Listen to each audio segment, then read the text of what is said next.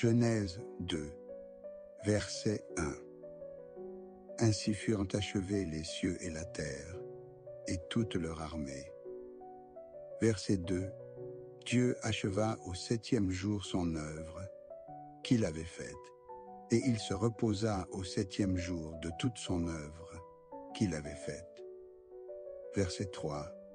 Dieu bénit le 7e jour, et il le sanctifia, parce qu'en ce jour, il se reposa de toute son œuvre qu'il avait créée en la faisant. Verset 4. Voici les origines des cieux et de la terre, quand ils furent créés. Verset 5. Lorsque l'Éternel Dieu fit une terre et des cieux, aucun arbuste des champs n'était encore sur la terre, et aucune herbe des champs ne germait encore, car l'Éternel Dieu n'avait pas fait pleuvoir sur la terre, et il n'y avait point d'homme pour cultiver le sol. Verset 6. Mais une vapeur s'éleva de la terre et arrosa toute la surface du sol. Verset 7. L'Éternel Dieu forma l'homme de la poussière de la terre.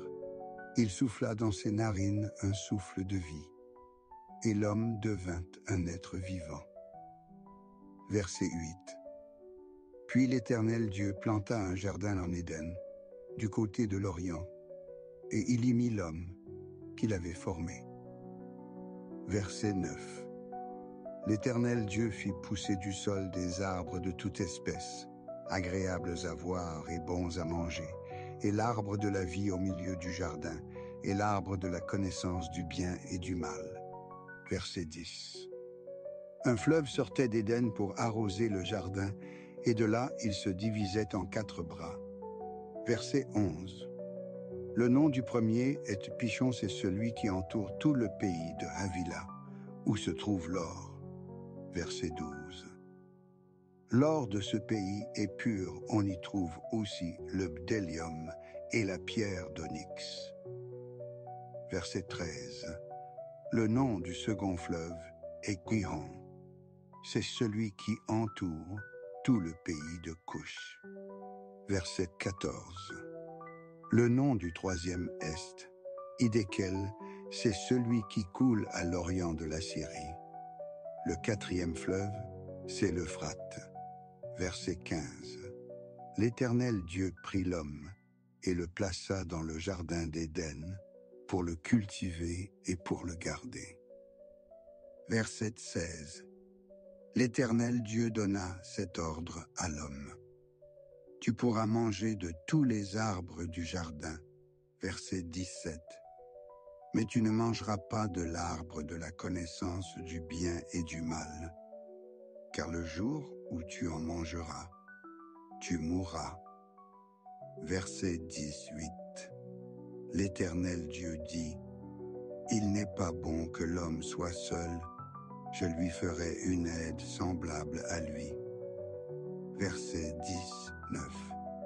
L'Éternel Dieu forma de la terre tous les animaux des champs et tous les oiseaux du ciel, et il les fit venir vers l'homme, pour voir comment il les appellerait, et afin que tout être vivant portât le nom que lui donnerait l'homme. Verset 20. Et l'homme donna des noms à tout le bétail, aux oiseaux du ciel et à tous les animaux des champs. Mais pour l'homme, il ne trouva point d'aide semblable à lui. Verset 21. Alors l'Éternel Dieu fit tomber un profond sommeil sur l'homme, qui s'endormit.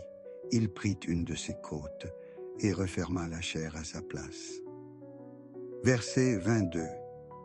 L'Éternel Dieu forma une femme de la côte qu'il avait prise de l'homme, et il l'amena vers l'homme. Verset 23. Et l'homme dit, « Voici cette fois celle qui est os de mes os et chair de ma chair. On l'appellera femme, parce qu'elle a été prise de l'homme. » Verset 24. C'est pourquoi l'homme quittera son père et sa mère, et s'attachera à sa femme, et ils deviendront une seule chair. Verset 25. L'homme et sa femme étaient tous deux nus, et ils n'en avaient point honte.